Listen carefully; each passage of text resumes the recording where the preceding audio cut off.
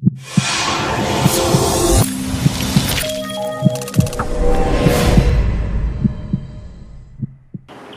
connaissons comment est-ce que les routes ont été gérées dans notre pays. Et les personnes qui ont géré les routes pendant des dizaines d'années se retrouvent dans l'opposition. Aujourd'hui, Ali Bongo qui arrive au pouvoir en 2009, on va lui dire, Monsieur le Président, vous avez failli au niveau des routes. Non, je comprends qu'il y a des failles. Mais il est hors de question qu'on pointe un doigt accusateur au pouvoir actuel. Parce que les mots sont partagés. Et pour ne pas citer les gens, pour ne pas indexer nommément les gens, nous devons reconnaître en regardant tout ce qui se retrouve du côté de l'opposition et dire non. Il n'est pas question de pointer du doigt. Il va falloir que les Gabonais de façon générale se retrouvent et dire Ali Bongo Ndimba, c'est lui qui est là pour le moment, parce qu'on ne fait pas la politique toute la vie. Nous devons le soutenir pour qu'il essaye de sortir le Gabon de la situation actuelle.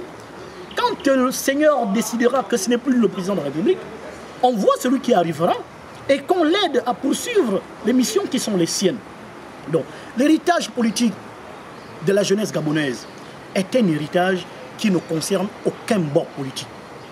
Parce que la gestion, le système politique gabonais est un système qui se retrouve dans chaque gène de chaque Gabonais, qu'il soit opposant, qu'il soit de la majorité, parce que nous connaissons comment est-ce que le Gabon a fonctionné durant des décennies.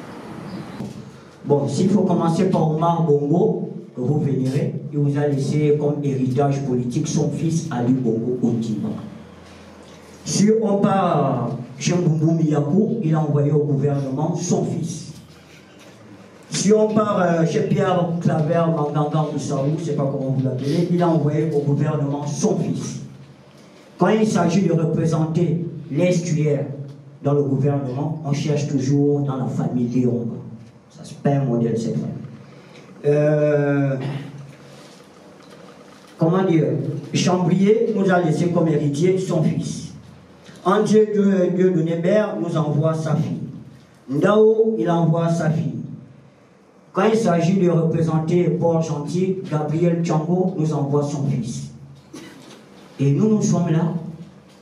Comme c'est pas, vous voulez continuer dans ce sens-là en 2023, on va passer à l'étape des petits-fils. Et vous êtes là comme des esclaves. Et moi je suis représentant du MAPAN. On m'appelle Hoffman. Je suis représentant du MAPAN. Je suis en même temps le parrain du cartel des PK. Parce qu'il va falloir un bon jour, et j'espère même voir un candidat sortir de cette salle pour qu'on se représente, pour qu'on soit représenté à l'élection présidentielle, parce qu'ils ne viendront jamais rien faire pour vous, n'ont rien à foutre de vous autant que vous êtes. Vous continuez comme le grand parlait tout à l'heure, vous combattez pour eux, et en fin de compte, c'est vous qui faites le combat, vous mourrez, et c'est leurs enfants qui n'ont, et vous voulez continuer dans ce genre d'action. Héritage pour qui? Pour eux ou pour qui? Parce que nous ne sommes pas comptés dans leur histoire d'héritage. Vous n'êtes que des figurants, des subalternes du roi, tous ceux qui veulent vénérer ces gens-là. Et moi, je ne suis pas de cette, je ne joue pas dans cette carte. Le MAPAN doit se lever, et nous espérons en 2023, parce que chez nous, le candidat aura son MAPAN, le MAPAN aura son candidat en 2023. Nous préférons encore soutenir quelqu'un qui va se soucier des problèmes des enfants du MAPAN que se soucier des problèmes de famille. Voilà la question de l'héritage qui se pose aujourd'hui. Quel véritable héritage politique le Gabonais a acquis? La question est simple. On remplit, on truque les élections. Mais tous ceux qui sont dans l'opposition aujourd'hui et qui ont reçu des soi-disant mandats de population, on sait comment ces derniers faisaient pour gagner les élections. Ils truquaient. C'est un héritage. Parce que quand tu truques, tu mets les jeunes à contribution. Ces jeunes-là apprennent à voler. On nous a appris dans le passé, parce que le Gabonais, quand tu mettais un costume, tu avais de la valeur, mais si tu te mettais en combinaison, on te repoussait parce qu'on se disait il faut faire la politique pour être riche. Qui nous a impulsé ce système? Nous avons entendu un dignitaire, que Dieu ait son âme, un jour qui disait au cours d'une campagne présidentielle que le système qui est mis sur pied, c'est moi qui l'ai conçu, j'ai la clé. Et ce dignitaire, il a fallu qu'il se retrouve dans l'opposition pour qu'il devienne un ange. Et ainsi de suite.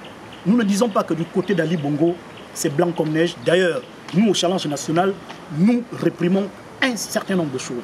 Mais nous refusons une chose, c'est de pointer un doigt accusateur au chef de l'État. Il faut par contre l'aider parce qu'il n'est pas l'héritier principal des maux que nous connaissons dans ce pays. Voilà la question fondamentale de l'héritage politique que le jeune Gabonais doit regarder avec une certaine conscience, avec une certaine froideur, afin de trouver des solutions, non pas sur les individus, mais sur le système qui nous gouverne.